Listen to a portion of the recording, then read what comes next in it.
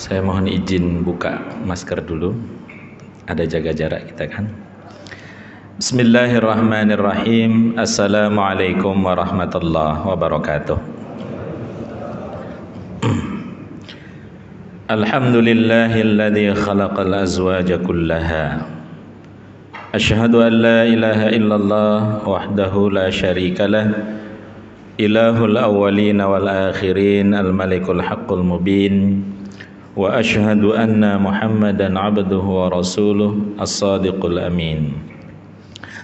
Allahumma fasalli wa sallim wa barik ala nabiyil karim nabiyyina wa maulana Muhammadin wa ala alihi wa ashabihi wa man tabi'al huda ila yaumiddin. Fa ya ibadallah, usikum wa nafsi bitaqwallah faqad fazal muttaqun. Qala Allah Ta'ala fil Qur'anil Karim, a'udzu billahi minasy syaithanir rajim. Bismillahirrahmanirrahim. Ya ayyuhalladzina amanu taqullaha haqqa tuqatih wa la tamutunna illa wa antum muslimun. Ya ayyuhan nasu taqu rabbakumul ladzi khalaqakum min nafsin wahidah wa khalaqa minha zawjaha wa batha minhuma rijalan katsiran wa nisaa'a wattaqullaha alladzi tasaaluna bihi wal arham innallaha kana 'alaikum raqiba. Ya ayyuhalladzina amanu taqullaha wa qulu qawlan sadida yuslih lakum a'malakum wa yaghfir lakum dhunubakum wa man yuti'illaha wa rasulahu faqad faza fawzan 'azima. Fa inna asdaqal hadithi kitabullah wa khairal hadi hadi Muhammadin sallallahu alaihi wasallam. Bapak-bapak, ibu-ibu, adik-adik jamaah salat subuh Masjid Al-Istiqamah yang dimuliakan Allah Subhanahu wa taala. Marilah senantiasa kita bersyukur atas nikmat dan karunia yang Allah Ta'ala berikan kepada kita. Kita berharap dan berdoa semoga dengan syukur itu kebahagiaan hadir dalam kehidupan kita, di keluarga, di masyarakat, di negara kita ini, dan kemudian juga di seluruh alam semesta. Amin ya rabbal alamin. Selanjutnya marilah kita berdoa semoga salawat serta salam terlimpahkan kepada junjungan kita Rasulullah Muhammad sallallahu alaihi wasallam. Jamaah yang dimuliakan oleh Allah Subhanahu wa taala, kita masih sama-sama akan belajar hukum keluarga. Sesungguhnya kita masih harus meneruskan bahasan kita surat An-Nur. Namun ada pertanyaan di WhatsApp, termasuk ada pertanyaan ini, dan kebetulan antara yang di WhatsApp dengan ini satu model. Pertanyaannya, Assalamualaikum warahmatullahi wabarakatuh Ustaz. Yang di WhatsApp dulu. Ustaz, kalau kami ingin poligami secara resmi, mengajukan izin poligami ke pengadilan itu apa syaratnya? Ini kami ini berarti sudah dengan istrinya berarti ya. Alhamdulillah. Tapi kalau yang belum dengan istrinya ya kita tidak tahu apakah di rumah masih berselisih, bertengkar gitu ya. Ini pertanyaan yang di sini, apa fadilah ibu atau istri yang mengikhlaskan suaminya berpoligami? Nampaknya kalau ini sudah pada hafal. Cuman masalahnya kan kami tahu Ustadz pahalanya surga, cuman berat kan begitu. Ada pertanyaan lanjutan tapi kita bahas yang ini dulu. Secara umum Bapak Ibu sekalian, berpoligami itu syaratnya cuma satu kalau di dalam Al-Quran. Ayat ketiga surat An-Nisa itu, wa in khiftum alla tuqsitu fil yatama fankihu ma taba lakum minan nisa'i mathna wa thulatha wa ruba'. Jadi itu ada syarat, ada jawab ya. Jadi tapi syaratnya masih pakai huruf waw.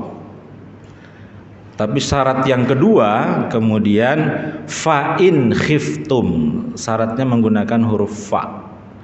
Itu tensinya, tekanannya lebih dalam dan lebih segera. Fa in khiftum alla ta'dilu fawahidatan. Maka jika engkau khawatir tidak bisa adil, maka pilihannya dari 2, 3, dan 4 berpoligami itu diturunkan menjadi fawahidatan, maka peganglah istrimu yang satu itu. Kira-kira begitu ya. Jadi fa, syarat dengan huruf fa itu sesuatu yang sangat urgen untuk diperhatikan dan kemudian dilaksanakan. Maka syaratnya cuma adil, Bapak Ibu sekalian. Syaratnya adil. Di pengadilan itu juga yang dipertimbangkan pertama kali itu adil. Jadi nanti seorang suami yang ingin berpoligami itu adilnya itu dalam negara hukum tidak cukup dengan pernyataan. Maka lalu disuruh membuat tertulis surat pernyataan berlaku adil. Saya, siapa ini? Pak Imam? Saya Fulan bin Fulan menyatakan bersungguh-sungguh atas nama syariat agama akan berlaku adil kepada istri-istri saya. Tetapi kemudian keadilan ini, namanya pengadilan ya, itu kan hanya bisa melihat yang tersurat. Pengadilan itu tidak bisa lalu mengikuti satu rumah tangga ini adil atau tidak, maka ada turunannya untuk kira-kira majelis hakim itu bisa tidak mempertimbangkan bahwa rumah tangga ini pemimpinnya itu akan adil. Maka lalu muncul syarat yang kedua, istrinya dipanggil, istri pertamanya. Ya kalau kemudian nikahnya untuk yang ketiga kali, yang dipanggil istri pertama dan kedua. Kalau nikah untuk yang keempat kali, yang dipanggil istri pertama, kedua, dan ketiga. Kalau dua istri yang kedua dan ketiga menguasakan kepada istri yang pertama saja, boleh. Tapi dipanggil. Untuk ditanyakan, Bu, apakah memang Bapak ini berlaku adil sehingga Ibu bersedia untuk...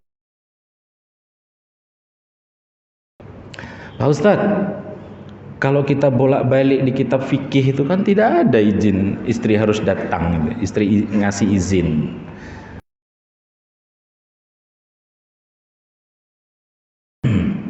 Al-illati wujudan wa adaman. Tahu dalam satu kitab bunyinya bukan yaduru ma'al illati, tapi al-hukmu yaduru ma'illatihi wujud. Sama misalnya begini, kita ambil contoh hukum zihar. Itu di Indonesia hampir tidak pernah berlaku, Bapak Ibu sekalian. Bapak Ibu tahu zihar itu apa? Zihar itu anti alayya ka dhahri ummi. Nah, ada seorang suami, tradisi di Arab itu kalau benci sekali dengan istrinya, itu dia ngomong begitu, mengharamkan istrinya dengan mendhihar. Kamu dalam hatiku itu sudah seperti punggung ibu. Nah, gitu. Jadi dia tidak mau menggauli lagi, dan itu menyengsarakan perempuan. Bahkan dalam satu kasus dhihar itu sampai turun satu ayat dan kemudian menjadi nama surat, Al-Mujadilah. Ada yang menyatakan suratnya Al-Mujadalah, tetapi saya lebih memilih pendapat yang surat itu berbunyi Al-Mujadilah. Kenapa? Karena di ayat itu lah pertama kali ada seorang perempuan berani berdiskusi, kalau bahasa kasarnya ya jidal, berdebat dengan Rasulullah sallallahu alaihi wasallam bahwa Allah itu mendengar qaulallati tujadilu. Nah, karena mendengarkan seorang perempuan, qad sami'allahu qaulal lati tujadilu, sungguh Allah telah mendengar perkataan seorang perempuan, allati itu seorang perempuan, tujadilu yang mendebat. Maka al-mujadilah itu sebagai ganti fi'il mudhari yang ada, yang paling tepat fa'il, isim fa'il al-mujadilah. Itu terkait juga dengan dihar. Jadi laki-laki ini dalam asbabun nuzulnya itu lagi berhasrat sekali. Istrinya sedang ruku apa sujud begitu, dia berhasrat ingin menggauli istrinya, istrinya lagi sholat. Terdiharlah istrinya karena suaminya saking berhasratnya terdihar. Hukum dihar itu jatuh, istrinya sudah dicerai. Istrinya tidak terima. Wahai Nabi, ini saya yang terzolimi. Nah, kira-kira singkatnya cerita itu.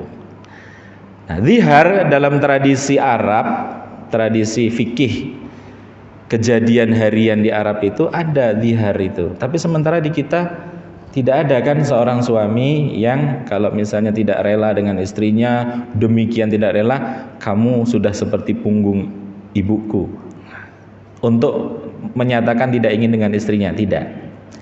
Di kita, na'udzubillah, lebih kejam dari itu. Saya tidak sampai hati ngomongnya, tapi di pengadilan muncul kata-kata ini. Bapak Ibu pernah mendengar saya ejakan saja ya, karena saya tidak. Ada seorang suami mengatakan padanya, kamu LONTE. Pernah dengar begitu, seorang suami menghardik istrinya begitu? Itu secara makna itu lebih berat dari kata-kata kamu bagiku seperti punggung ibuku. LONTE itu bahkan haram, kan begitu, lebih haram dari ibu kan. Tapi ada suami yang berani mengatakan begitu. Nah, lalu hukum itu bagaimana munculnya seperti itu? Zihar tidak pernah ada terjadi di dalam masyarakat rumah tangga Indonesia, tapi sangat mungkin padanan kata-katanya itu muncul yang mirip. Bahkan menyebut istrinya hewan berkaki 4, ada itu banyak sekali Pak. Dan di pengadilan saya sering sekali kalau sudah pasangan suami istri itu bertengkar, kebun binatang di hadapan kita pun disebutkan. Nauzubillah min dzalik. Nah, termasuk dalam proses poligami ini, kenapa istri didatangkan ke pengadilan? Karena memang dulu ketika tidak diatur, banyak sekali ketidaksesuaian dengan syariat perilaku berpoligami itu, sehingga kemudian muncul untuk mencegah tengarai kejadian seperti ini, maka meyakinkan untuk apakah seorang suami itu berperilaku adil, dipanggillah istrinya. Dek, kata suaminya, saya mau poligami, boleh ndak? Ya memang jarang sih istrinya langsung mengatakan, alhamdulillah suamiku ini jalan adik masuk surga tanpa dihisap pakai pintu khusus. Memang jarang. Kalau saya cerita di pengadilan itu ya mesti nangis dulu. Saya belum temu, baru ketemu 2 kali sepanjang saya menjadi aparat di pengadilan agama sejak tahun 2006. Itu baru 2 kali yang mengajukan izin poligami itu istrinya. Tapi tentu sudah dengan apa yang terjadi di rumah. Kalau tidak salah dulu saya pernah kisahkan satu. Jadi memang istri ini mengakui suaminya ini baik betul, soleh betul. Nah, istrinya ini punya teman yang terzalimi oleh suaminya. Tidak ada maksud menyuruh suaminya menikah dengan temannya, karena temannya masih bersuami. Hanya minta tolong dalam satu kasus, temannya ini saking dizoliminya, setiap waktu sering sekali make upnya itu biru-biru Pak, pukuli oleh suaminya, birunya di sini, di lengan, di mana. Kalau suaminya marah tuh ya apa yang ada di dekatnya dipakai, tangan, rotan, kayu, sampai akhirnya mengajukan cerai di pengadilan. Nah, istrinya minta pamit ke suaminya, mohon maaf dalam sekian waktu ini dia akan sibuk menemani temannya itu berproses di pengadilan sampai selesai. Singkat cerita, sekitar setahun kemudian istrinya meminta suaminya menikahi temannya itu, karena sampai setelah bercerai setahun pun masih diteror oleh mantan suaminya. Wah, jadi istrinya yang datang, mau apa bu? Saya pikir mau cerai karena perempuan yang datang kan. Saya mau izin poligami. Oh, yang izin poligami itu suami. Iya, saya mengajukan izin untuk suami saya. Suaminya diem-diem aja, entah tersenyum entah enggak, pokoknya diem-diem aja. Nah, berarti kira-kira begini bapak-bapak, kalau memang bapak-bapak mau poligami, yakinkan betul bapak soleh sampai istrinya tuh melihat suamiku tuh pantas dapat dua gitu, kira-kira begitu.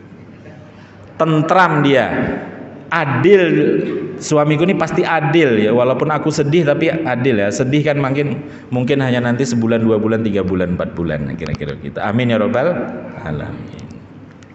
Jadi harus dapat izin istri. Maka kami panggil, kenapa? Karena pernah ada surat izin tertulis dari istri.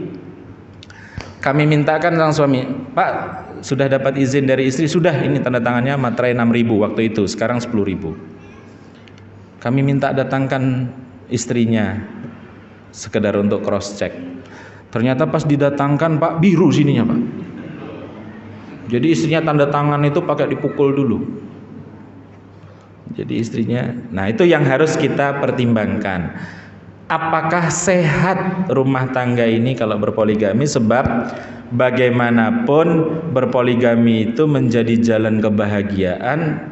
Jangan sampai karena poligami istrinya yang berjuang, kan cenderung istri yang berjuang itu kan yang pertama dulu naik sepeda bareng, sepeda motor, suaminya waktu itu masih kontraktor, rumahnya ngontrak-ngontrak gitu maksudnya. Nah setelah umur 40 sudah mapan, rumahnya tipe 100, mobilnya sudah Honda Jazz gitu, lalu nikah lagi, istri kedua kan langsung dapat rumah dan dapat Honda Jazz juga. Nah kira-kira begitu. Jangan sampai nanti dalam proses rumah tangga berpoligami itu istri pertama lalu dicerai, jangan sampai. Maka harus ada persiapan untuk itu. Kalau sudah kemudian istrinya setuju, lalu ada tambahan lagi yang dibutuhkan di pengadilan. Yang pertama, yang selanjutnya kebutuhan itu, kita harus panggil dulu calon wali dari istri yang berikutnya. Apakah orang tua dari perempuan calon istri ini memang mau menikahkan? Sebab ternyata pernah dulu dikabulkan, marah orang tuanya, orang tua calon, saya tidak mau anak saya jadi istri kedua, begitu, dimarahi lagi pengadilan. Saya tidak mau di kampung saya anak saya dibilang jadi apa sekarang istilahnya, ya perebut laki orang, pelakor. Kokoh sekali, saya tidak mau, saya ini walinya yang anak saya lahir bimbing sampai besar, saya ingin anak saya jadi nikah yang normal saja, tidak menjadi istri yang kedua. Ternyata ada, maka kita panggil wali dari calon istri yang akan dipoligami. Lalu kemudian selanjutnya, karena dari keadilan tadi, jadi satu sifat adil tadi, masih diminta pernyataan bahwa istri-istri yang belakangan itu gampangannya tidak iri dengan istri yang pertama. Bukan karena tidak adil, tapi tidak iri. Jadi kan biasa ya, jarang sekali ada orang mau poligami itu setelah 2 bulan menikah. Jarang. Saya 2 bulan menikah lalu bilang sama istri saya, Dek saya mau poligami. Jarang. Poligami itu biasanya nikah umur 24, 25, nanti poligami lagi 10 tahun kemudian, 5 tahun kemudian, atau ya sudah berumur. Nah itu kan ada harta yang dimiliki dengan istri pertama. Jangan sampai pemahaman istri yang kedua ini, pemahaman menuntut katanya harus adil dengan istri-istrinya. Loh, istri mas yang pertama kan sudah dapat rumah, mobil mini, saya juga minta begitu. Lalu sampai bertengkar karena permintaan itu. Kalau tidak bertengkar tidak apa-apa. Jadi kalau misalnya sama kemudian istri pertama dapat rumah sekian, ini istri kedua biar adil sekian. Kalau tidak menjadi pertengkaran memaksa suaminya melebihi kemampuannya untuk menafkahi itu, jangan sampai terjadi perselisihan, itu saja. Nah, lalu kemudian memang terakhir majelis hakim walaupun ini tidak baku, penghasilannya berapa dilihat. Walaupun itu tidak baku. Kalau istrinya mengatakan saya rela dengan penghasilan begitu, sih saya izinkan. Calon istrinya dan orang tuanya calon istri dengan berapa gaji bapak? 1.500.000. Istri pertama menyetujui, nanti cuma jadi 750.000, enggak apa-apa. Calon istri yang kedua dengan ayahnya setuju 750.000 nafkah sebulan, setuju. Walaupun kalau dipikir-pikir, wah cukup enggak? Yang penting tawakal, tauhid lillahi ta'ala. Kalau menikah itu rezekinya ada, kira-kira begitu. Ada lagi yang di pengadilan itu ditemukan calon istri kedua tidak nuntut sama sekali. Saya sudah kaya pak, saya hanya minta pingin dinikahi oleh imam. Saya pingin dengan imam. Tidak tahu imam istiqomah atau bukan, saya tidak tahu. Saya tidak butuh nafkah. Saya gugurkan kewajiban nafkah suami saya berdasarkan surat An-Nisa, ar-rijalu qawwamuna 'alan nisa bima faddalallahu ba'dahum 'ala ba'din wa bima anfaqu min amwalihim. Kan wajib memang. Nah, cuma di hadapan Allah kita tetap harus ada tanggung jawab ya. Kita yang suami ini bagaimanapun istri mapan, istri bisa usaha sendiri, ada setiap bulan kita ikrarkan, "Dek, ini nafkahku." Biar nanti di hadapan Tuhan ditanya, "Ini ayat ini kamu sudah tunaikan belum?" "Sudah, Pak." "Walaupun segini istri saya ridho." Selesai. Nah, jadi kira-kira demikian Bapak-bapak, Ibu-ibu sekalian. Jadi kenapa sampai proses ini muncul dan harus ada izin pengadilan untuk poligami? Maksudnya kalau mau menikah di KUA ya, harus ada penetapan pengadilan izin itu karena menjaga keadilan. Kalau di masa sahabat, di masa tabi'in, di masa tabi'in ini tidak ada, sangat mungkin karena pemahaman keagamaan itu sangat kuat. Itu pun dalam beberapa kasus menjadi teladan juga. Bagaimana bahwa Rasulullah Sallallahu Alaihi Wasallam selama dengan istrinya Khadijah binti Khuwailid, beliau tidak menikah lebih dari istri Khadijah. Sahabat Ali bin Abi Thalib ketika menikah dengan Fatimah juga tidak mendua, mentiga. Jadi ketika itu, di sekarang saya dek kalau menghitung angka di hadapanmu 1, 3, 4, 5, 6, 7, 8, 9, 10. Mana duanya bang? Engkau tidak ada duanya. Nah gitu, kira-kira begitu.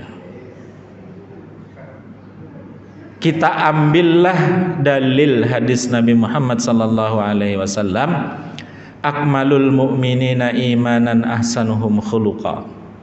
Paling sempurna keimanannya seorang mukmin itu adalah mereka yang paling baik akhlaknya. Wa khiyarukum linisaikum, atau dalam hadis yang lain wa khiyarukum khiyaruhum linisaihim. Dan yang paling baik akhlaknya dari orang yang beriman paling sempurna itu adalah dia yang paling baik dengan istrinya. Berjuanglah. Lalu kalau kita mau poligami, ingat ya Bapak Ibu, poligami itu memang ada syariatnya, tidak boleh dikecam. Yang dikecam itu kalau poligami itu lalu merusak sendi rumah tangga, dilakukan dengan tidak benar, menyakiti hati pasangan sampai kemudian mohon maaf terjadi perceraian, pemukulan di dalam. Itu yang jangan diharapkan, karena menikah itu mitsaqan ghalidha. Wa ja'ala bainakum mawaddatan wa rahmah, sebelum litaskunu ilaiha, sebelumnya litaskunu ilaiha, sakinah, hidup selamanya bersama pasangan itu, tempat belajar untuk saling memahami satu dengan yang lainnya. Ustaz, pian kada pingin poligami kah maksudnya? Maksudnya tidak pingin istri baru gitu. Kalau ditanya tentang kepingin, ya jangan ditanya tentang kepingin. Cuman masalahnya lalu kita tengok lah pas istri kita itu tidur keletihan pas habis kerja. Dia yang dulu begini sekarang jadi begini dan seterusnya. Merawat anak kita di rumah yang tipenya 7x7 berputar-putar setiap hari. Kalau kita ini kan enak laki-laki, Pak. Kita itu kan keluar, ketemu banyak, istri kan di rumah, anaknya. Terus. Cuma kemudian ibu-ibu juga cintailah betul suaminya, Bu. Sayangi betul. Kalau ibu-ibu ke masjid ini tadi, perempuan itu kan selalu pingin cantik, betul kan? Karena kitanya yang menuntut cantik. Kusut sedikit sudah khawatir, ya Allah udah ada keriput, udah ada kantong mata, itu gimana caranya ini? Beri nanti setiap takut hitam, terpaksa harus pakai tabir surya kalau keluar rumah, sunscreen gitu ya. Kata suaminya, "Dek, perhiasan istri, wajah untuk istri itu wudu." "Iya bang, wudu, tapi nggak cukup, harus pakai bunga air mawar."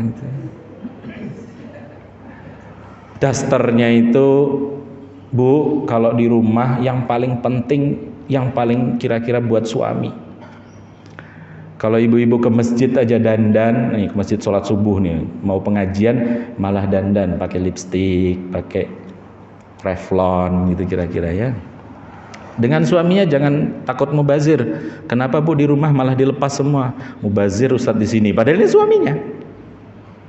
Jadi kalau di rumah pas suaminya ndak ada, bolehlah pakai daster merek Lady Lee, Sorek, enggak begitu-begitu boleh. Tapi kalau ada suaminya pakai yang Pierre Cardin gitu ya, pakai YSL, tuh biar suaminya betah. Dan suaminya modali itu, kalau pingin, jangan dari yang lain. Modali, tahu, harus tahu itu. Apa bedanya Lady Lee dengan Wakwal gitu ya, Wakul. Agar istri kita itu selalu cantik, sebab karena umur memang akan berubah. Ada saat-saat memang istri itu letih sekali, maka bantu. Dan penting kan, coba perhatikan Bapak Ibu sekalian, chef terkenal di dunia itu hampir semua laki-laki. Ada perempuan tapi paling semua laki-laki. Cintai dulu. Maka kemudian ketika istrinya terbuka hatinya, oh suamiku soleh betul, biar saya yang maju ke pengadilan izin poligaminya. Allahu Akbar.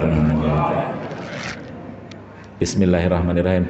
Cintai suami, Bu ya, cintai betul, karena suami kita ini di luaran itu banyak sekali godaannya.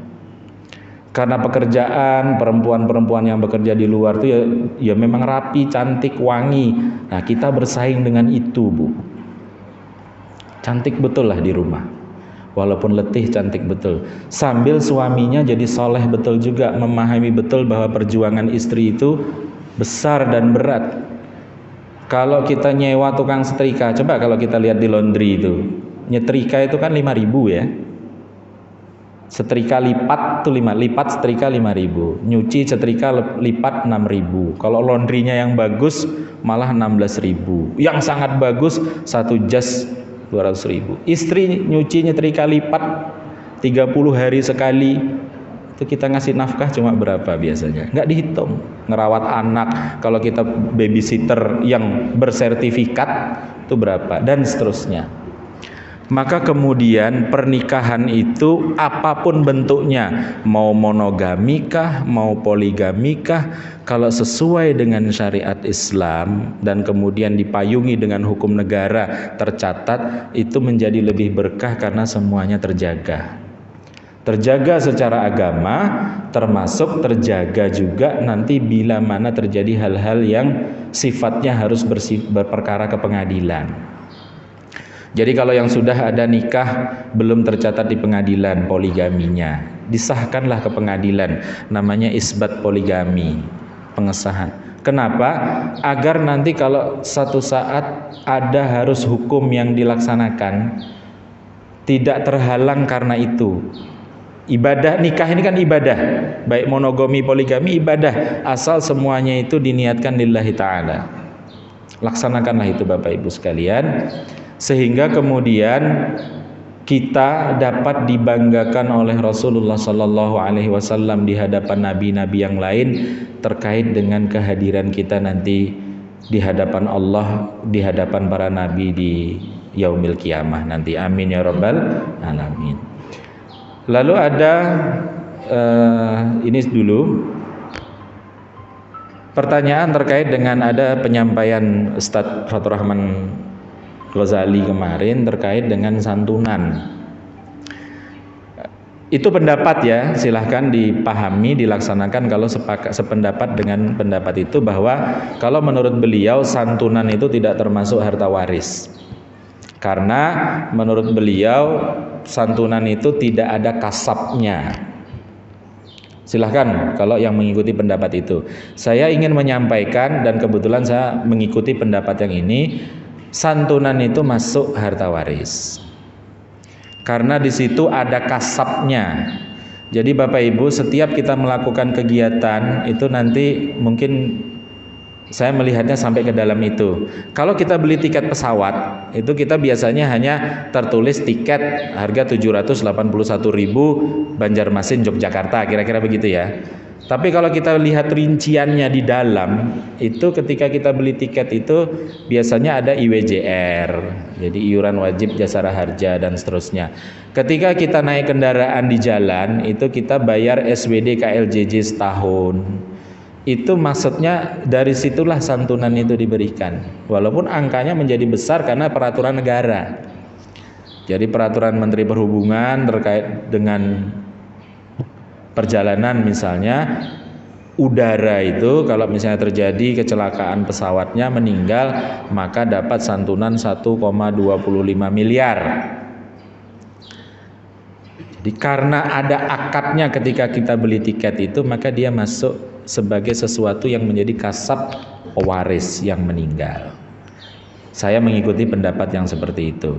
Kemudian kalau mengikuti pendapat bahwa itu adalah santunan bukan harta waris, bagaimana membaginya? Pasti akan mengikuti baginya ya, jadi dibagi rata. Seperti kemarin jawabannya begitu ya. Tetapi tidak bisa menjelaskan dibagi rata kepada siapa. Pasti nanti dibagi ratanya ya kepada ahli waris. Padahal ini bukan waris. Maka saya mengambil pendapat mana yang lebih kuat silahkan ditimbang. Saya menganggap yang lebih kuat itu adalah bagian dari harta waris. Karena dia tidak dibagi rata pun kebingungan kepada siapa? Kepada seluruh yang ditinggal tanpa ada hijab dan seterusnya, atau dibagi rata kepada ahli waris yang kuat. Maka itu tetap menjadi harta waris, dibagikan sesuai dengan ahli waris yang paling kuat yang ada. Apakah dzawil furud? Kalau dzawil furudnya sudah ada lalu tinggal ada asobah, maka diambil asobah yang paling dekat, yang aqwa dan aula. Demikian jamaah sekalian yang dapat disampaikan pada kesempatan kali ini. Belum seluruhnya dijawab tentang poligami ini, tapi setidaknya mudah-mudahan itu bisa menggambarkan Bapak Ibu sekalian.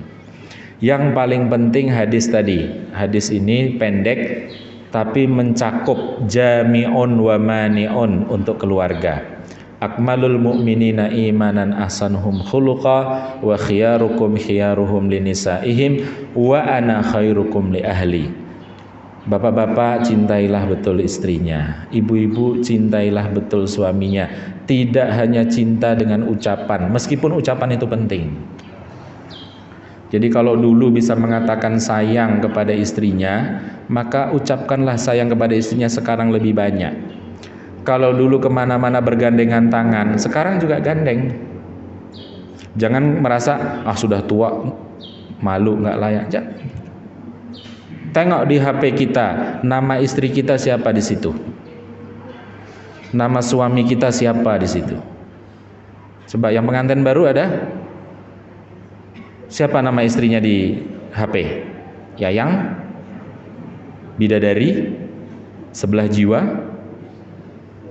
Jangan sampai nanti ketika 15 tahun berubah orang rumah. Jadi kalau istrinya tertulis orang rumah, jadi kalau tertulis orang rumah memanggil. Siapa orang rumah? Saya dulu tidak tahu orang rumah. Ketika saya di Sumatera baru bilang, siapa orang rumah nih? Istriku Pak, katanya. Jadi istrinya dipanggil orang rumah. Untung bukan Densus 88 gitu ya. Setiap saya manggil Densus 88 gitu. Nanti setelah 30 tahun mak lampir gitu. Nauzubillah min dzalik. Rezeki ada pada Allah Subhanahu wa taala. Termasuk rezeki nambah istri itu ada pada Allah Subhanahu wa taala. Kalau ada yang mau gitu ya. Tapi yakinkan istrinya bahwa suaminya adil kan begitu. Ya. Demikian Bapak Ibu sekalian, subhanakallahumma wa bihamdika asyhadu an la ilaha illa anta astaghfiruka wa atubu ilaik. Oh ya, termasuk jangan sampai menghujat agama, menghujat syariat agama karena perilaku pelaku agama yang keliru dalam menerapkan syariat begitu ya. Kita sedih betul dalam kasus artis yang kemarin dituduh menjadi istri siri lain, lalu yang untuk apa kamu berjilbab kalau cuma begitu? Tidak boleh. Tidak boleh pelaku muslim itu lalu kita mencacat syariatnya. Walaupun diingatkan oleh seorang ulama akhir abad 19, memang pada akhirnya nanti agama ini keindahannya tertutup oleh pelaku agamanya. Al-Islamu mahjubun bil muslimin. Indahnya agama Islam itu bisa jadi tertutup nanti dengan perilaku umat Islamnya. Ada seorang barat yang masuk Islam, dia lalu berucap, untung saya mengenal Islam di negara saya. Nilai-nilai Islam itu saya lihat, saya baca di negara saya masuk Islam. Ketika saya datang ke komunitas muslim, ke negara-negara muslim, saya tidak mendapati ajaran Islam di situ. Islam itu yang nazif, tohir, bersih, di kaum musliminnya kotor. Islam mengajarkan kejujuran, di negara-negara Islam banyak yang menindas dan tidak jujur dan seterusnya. Untung saya ketika itu menemukan Islam di negara saya, yang negaranya itu bukan Islam tapi dia sudah menerapkan nilai-nilai ajaran Islam. Semoga kita di Masjid Al-Istiqomah ini menjadi benih yang bisa dilihat oleh orang lain. Inilah ciri orang yang beragama Islam dengan sebaik-baiknya. Saling sayang, menyantuni, kata-kata itu ketika keluar, nih kira-kira saya nyakiti orang apa enggak ya? Meskipun benar, kan bisa jadi benar tapi tidak baik. Maka di dalam Islam dinyatakan halalan thayyiba, halal dan baik. Aspek hukumnya harus didahulukan dalam keadaan normal. Halal itu aspek hukum, legal, benar, salah, halal, haram itu didahulukan. Thayyiban, tapi harus berbarengan dengan budaya, baiknya juga harus. Jadi durian itu enak dalamnya, tapi kulitnya juga penting. Jadi walaupun kulit durian berduri itu membukanya susah, kadang-kadang terluka, tapi kulit itu penting. Sebab kalau duriannya teronggok di jalan, kita juga tidak makan. Jadi halal dan thayyib itu menjadi satu. Itu harus kita pegang, hukumnya dan perilaku kebaikannya, akhlaknya itu harus jalan. Sampai kemudian nanti dalam keadaan darurat, akhlak lebih didahulukan dari hukum. Thayyibnya didahulukan dari hukumnya. Jadi ketika ada terjadi masalah, kalau kita menyampaikan kebenarannya menjadi salah dengan cara yang tidak baik, maka cara baiknya didahulukan sehingga nanti orang bisa memahami yang benar itu bagaimana. Membenarkan orang dengan cara menghardik, mempermalukan, itu bisa jadi tidak sampai kebenarannya. Demikian Bapak Ibu sekalian, hadanallahu wa iyyakum ajmain. Terima kasih atas segala perhatian, mohon maaf atas segala kehilafan, mohon maaf belum sempat dijawab semua. Sudah tadi. Assalamualaikum warahmatullahi wabarakatuh.